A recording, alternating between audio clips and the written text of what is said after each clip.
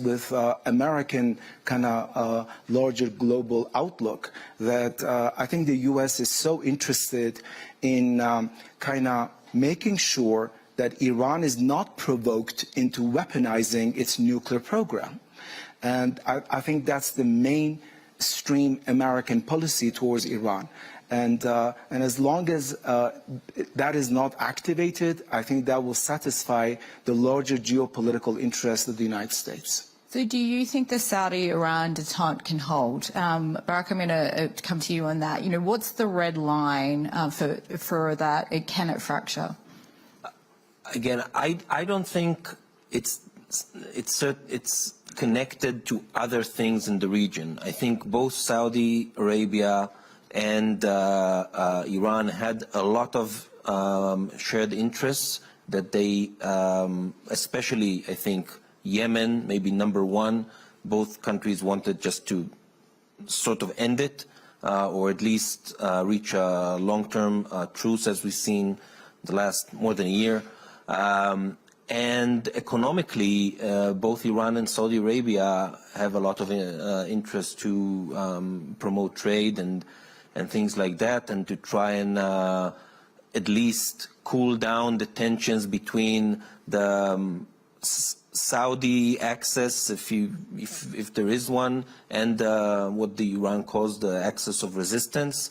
And I think they managed to do it pretty well. And I don't think, or at least I think the Saudis don't see necessarily, for example, not that they see it anytime soon, but they don't see the rapprochement with Iran contradictory to their efforts to normalize relations with Israel. I think they think both can live in the same time. Jane? I don't see it that way, at least not in the short term. That would be a dream, why wouldn't it, that Iran and the rest of the Middle East could be integrated economically. It makes all the sense in the world, especially since their economy is in tatters because of our sanctions and their repressive policies.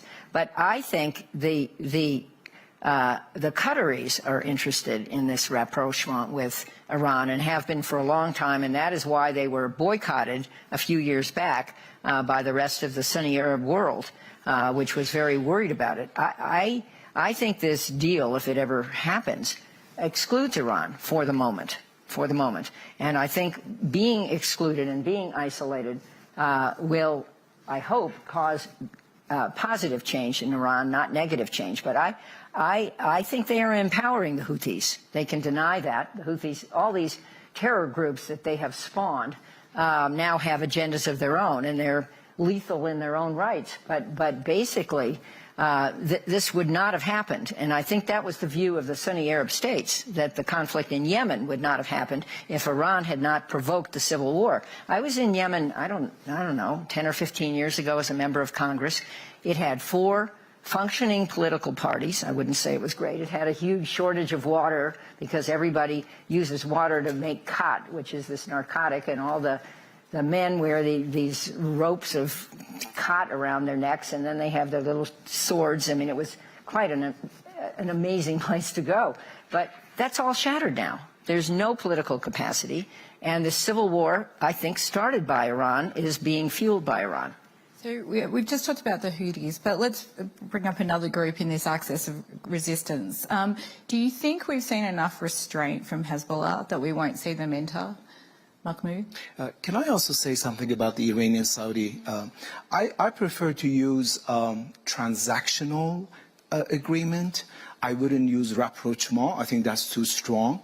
And I wouldn't be surprised if the relationship breaks down because I think it's just an understanding.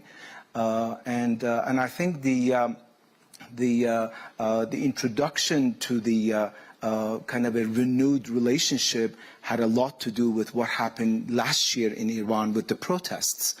And I think Iran learned that Saudi Arabia is in touch with the Iranian opposition, and it is feeding the Iranian opposition, and that's why they try to kind of accommodate Saudi Arabia. In return for Iranian understanding that they're not going to kind of galvanize the Houthi movement and operations in Yemen. But already, I think we're seeing some signs of breaking down. So I'm not sure if it's going to be sustainable. But on Lebanon, I think it is very clear that Iran is not interested to escalate, because this time around is not going to be like 2006. And there is a great chance that Hezbollah might be devastated through not only Israeli operations, but also American involvement in the operation. So, and Lebanon is an extremely vulnerable country and society. So I think Iran would like to kind of send messages to its enemies in the region and also the United States, but I don't think they're interested in escalating.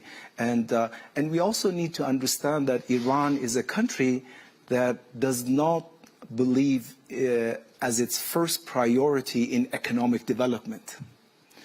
So it is more or less a security species.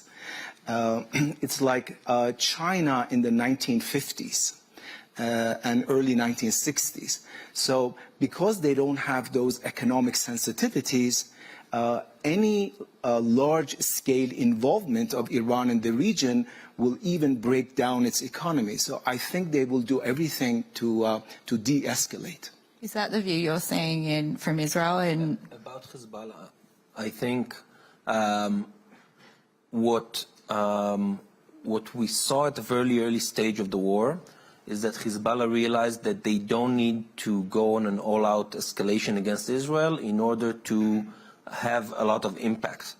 And they managed through, let's say, pretty limited military operations, basically most of it focused on the line of contact on the border and on firing anti-tank missiles or mortars on Israeli outposts at the border.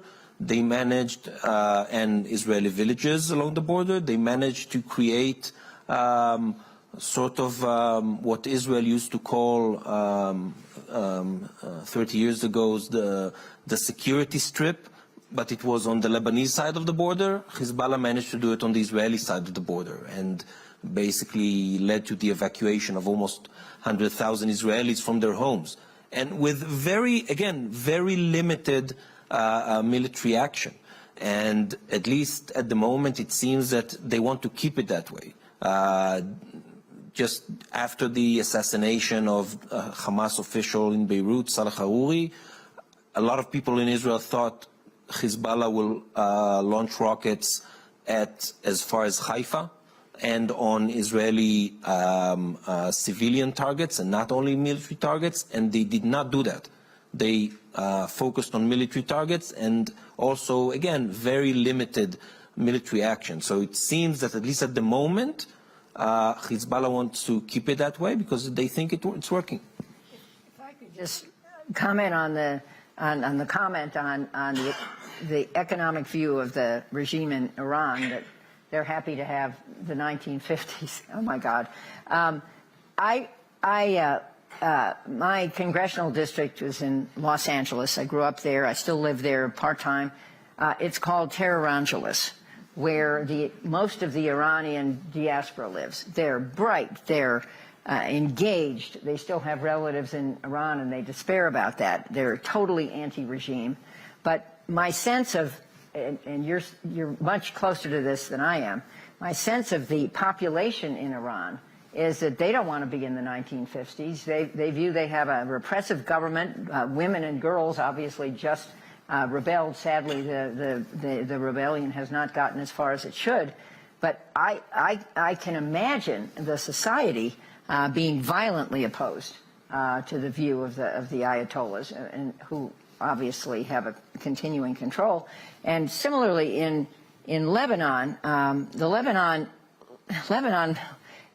Beirut was the Paris of the Middle East. It was a glorious place. The government functioned, and now it doesn't function. It's a coalition, including Hezbollah, and So I think the region's a tinderbox, and I think managing that region is going to be very difficult. I mean, none of us imagined October 7th, even though Israel, it turns out, had the intelligence, had the plans for the invasion, didn't believe them, and had been quietly telling, at least according to reports, telling Qatar to continue to send payments to Hamas. So we didn't imagine that. I think we're not imagining adequately what else could go wrong in the short term.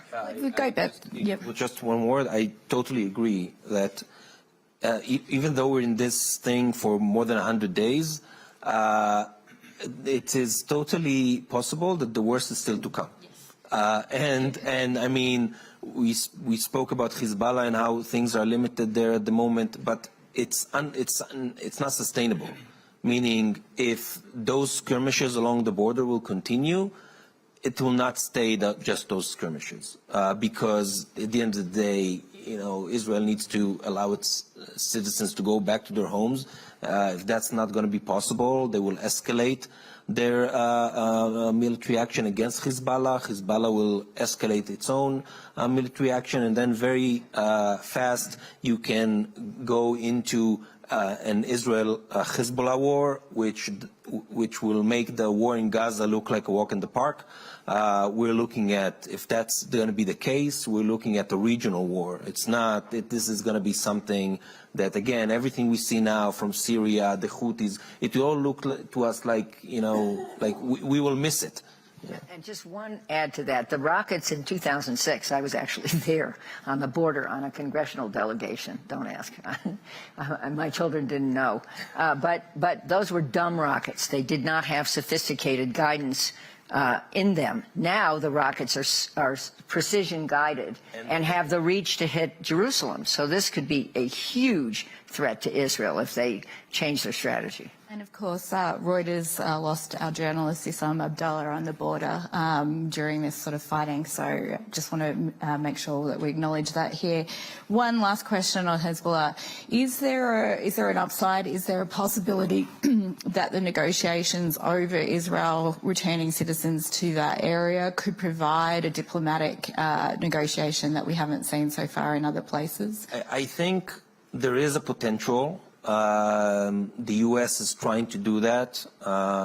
President Biden's advisor, Amos Hochstein, is dealing with this thing. I have to say, I think the pace and the intensity of the U.S. diplomatic efforts on containing the situation between Israel and Hezbollah are not in line with how concerned the White House is about the regional war. And those efforts, in my opinion, should be much more robust than they are right now. And again, they are taking place, but they need to be, the U.S. needs to put much more pressure on both sides and on regional partners, more than it does right now. And I'm not saying they do nothing, but they need to do more, because if the border between Lebanon and Israel does not come down within weeks, it can really blow up. I want to just bring in some of the other regional players that you talked about. How long can the economies of Egypt, Jordan, I mean, look at Egypt's debt. How long can they sustain this, and how bad is this going to be for not only Iran's economy, but the entire Middle East economic outlook for 2024? I mean, I want to start with you, Jane. I mean, how much of a factor will that play in diplomatic relations as well? Well, it's a huge problem. Let's remember that Egypt and Jordan have made peace with Israel. Does anyone remember that? And Egypt is terrified that the refugees from Gaza are all Muslim Brotherhood, and that's part of their enormous resistance to taking them in. Jordan is a different case. Jordan has taken in, I think Jordan's population is now about $7 million people. Maybe their economy too. But they have taken in over 1.5 million Syrian refugees and assimilated them. I mean, I give that country highest marks for stepping up and being a good citizen. But a majority of, or a huge part, I don't think it's a majority of the population, are Palestinian. And if this thing goes on, and if there is a major uprising in the West Bank, that blows easily east to Jordan, and Jordan's government is threatened. There's also a suggestion by some, in fact, I understand it was one of Henry Kissinger's last suggestions, that the West Bank just be annexed to Jordan. I'm a great fan of Henry Kissinger, but that idea, I think, is a really bad idea.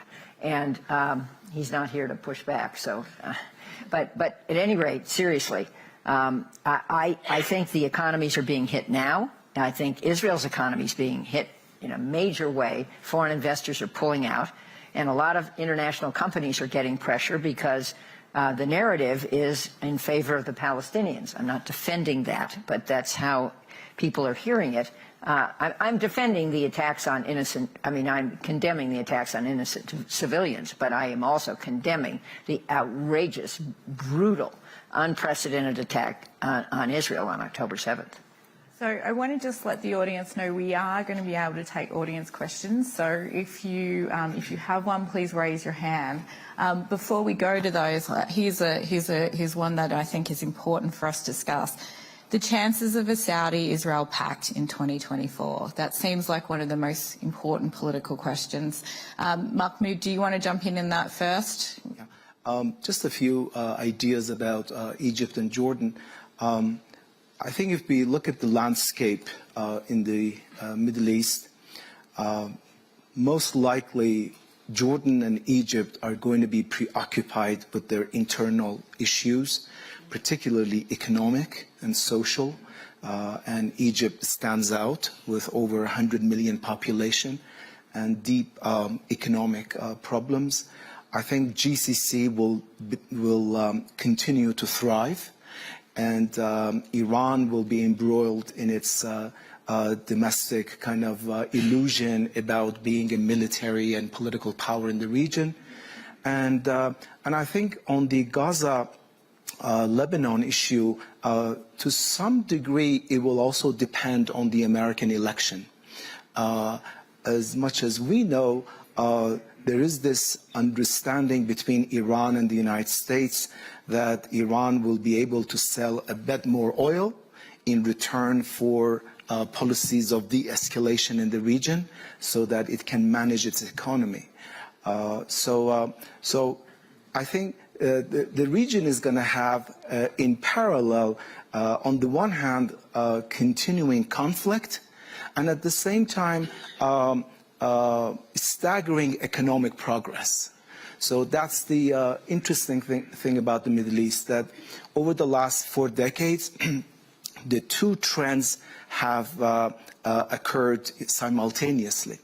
On the Israeli Saudi question, I think it's an open kind of a formula for the Saudis. They have not finalized it yet. It will all depend on regional developments. It will depend on Israeli domestic politics, on American election, on how people in Gaza will be resettled, and how Palestinian politics is going to play out over the next year or so. So I don't think it's around the corner. It's going to take a longer time than that was perceived before. Barak, is that your view coming from Israel? Yeah, I think if you look at Mohammed bin Salman and the way his thinking on this issue evolved since, let's say, 2018, okay, I think every year that passed with the events that took place, I think he realized that even if for him personally he's not attached to, policies of the past, the reality is stronger, and he cannot ignore the Palestinian issue. And before October 7th, the Palestinian issue was supposed to be an element inside a deal, a mega deal with the US and Israel, but was supposed to be a modest one, okay? And definitely nobody was going to condition anything on Palestinian statehood or path towards statehood. It maybe it was supposed to be do no harm to the prospect of statehood. And now, after October 7th, I think Mohammed bin Salman realizes much more that this is that pathway, not only a pathway, but an irreversible pathway towards Palestinian statehood is a basic condition, and it's going to be the case for at least as long as the Biden administration is in office. I don't know what's going to happen when Donald Trump comes, if he comes. So fast. But, you know, I'm telling you, and I had this conversation with Donald Trump for several hours on the Saudi issue, and he's convinced, and I have to say that I think he's right, okay, that if he had a second term, okay, in the first 6 months of his second term, Saudi Arabia would have normalized relations with Israel. I think that's an accurate assessment. Okay, I know people have strong convictions about Donald Trump, but I think that on this one he was right. So will we see that, Jane? And really, let's focus on that Trump thing. Trump comes into office, just a scenario. Theoretically. Hypothetically. Does the Saudi-Israel deal go through faster with him in office? Okay. I commend Trump for the Abraham Accords. I think that was a gutsy and correct thing to do. And I don't think a Democratic president would have been able to do it. So let's start with that. Having said that, I think that the difference is that I think Biden needs to push now for this deal, including embracing a pathway to a Palestinian state that's irreconcilable. I think that that's the piece that's crucial, and Biden doing this now will prevent, should there be a Trump term, Trump from not doing it. I think Trump will be interested in the reconciliation between Saudi Arabia and Israel, and he won't care about the Palestinians. Let's remember, he cut off the aid for the Palestinians. And to be fair, and you said it too, Barak, there hasn't been much interest in the Sunni Arab world until now in a Palestinian state. Yeah, but I just want to add something about Donald Trump, because I think there's something that got sort of, you know, he's responsible that people didn't notice it because he was focusing on other stuff. But Donald Trump is has put a plan for the Israeli-Palestinian conflict on the table. You can say that it's good, you can say that it's bad, but he put a plan on the table. Joe Biden did not. Okay, that's a fact. And I think from speaking to Donald Trump a long time about this, I think that if Donald Trump comes in for a second term, it will be very hard for Benjamin Netanyahu to deal with Trump on the Palestinian issue.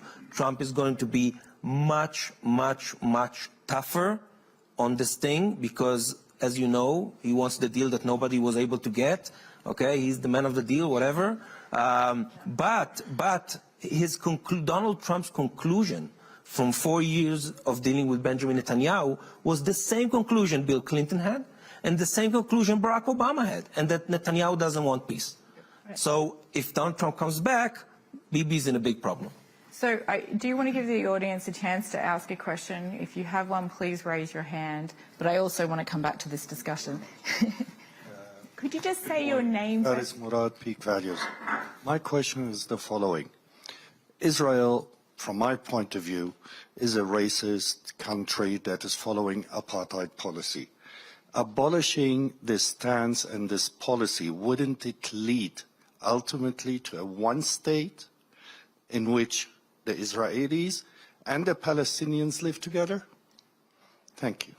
So I'm going to give you that. Or just, I'm going to take that question first. Okay, is there any chance of a one-state solution, Barak? Give us your view on that. First, you know, sir, I have to say that with respect, I totally disagree with the premise of your question. And I'll tell you why. And many people in places like this don't realize that. The majority of Israelis right now in Israel feel like orphans. You know why? Because their whole world view was shattered on October 7th. Okay? Because they're liberal. Okay? And the people who were massacred on October 7th, those who were raped, those who were beheaded, those who were tied together and burned in their homes, they're the most progressive and liberal people in the country, okay? Those who they took Palestinians from Gaza and drove them to hospitals in Israel. And those are the people who were massacred. Those are the victims, okay? And there's a big constituency for that in Israel, okay? There's also a constituency that is very anti-Palestinian and is Jewish supremacist and is racist. I'm not denying that at all. But this big part of society, which I think is the majority, feel orphans because because they look at people in places like this, and they see that, you know, people that they thought had the same worldview like them now are telling them that they're murderers, that they're committing genocide, that they're doing this, that they're doing that. And on the other hand, when they look at their leadership, it's the leadership that they don't believe in. Right. So I think this is something that needs to be not in the back of your mind, but in the front of your mind when you try and look at the situation in Israel, okay? And about the one state, I agree that at least for now, I do not see a prospect, again, at least if there's no political change, both in Israel and in Palestine, okay? There's not going to be a two-state solution. We are on the highway towards a one-state, it's not a solution, it's a one-state reality, okay? If anybody thinks that it's a solution, look at what happened on October 7th. In a one-state reality, October 7th will happen every day, okay? And good luck to us all. But we're going there. And in the West Bank, okay, we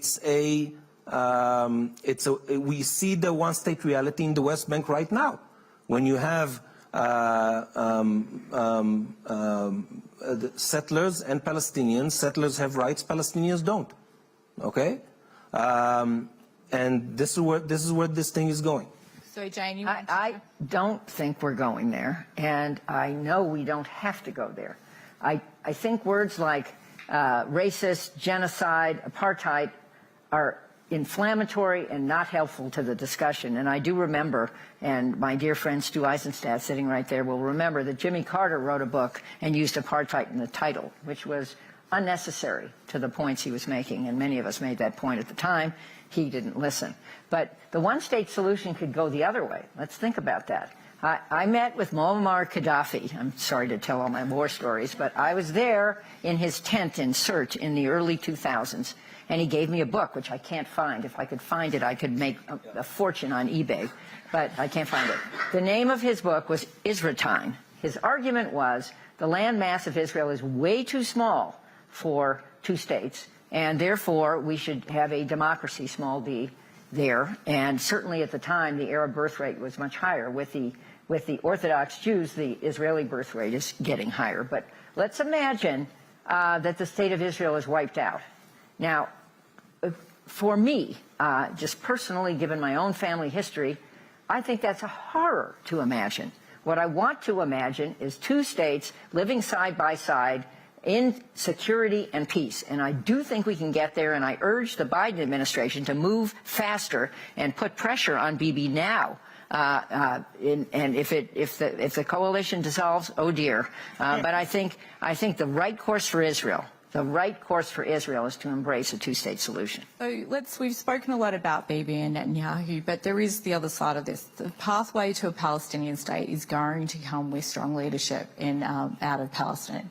Are we seeing someone who could play that role? How do we get to a point where Hamas is not the party you need to negotiate with?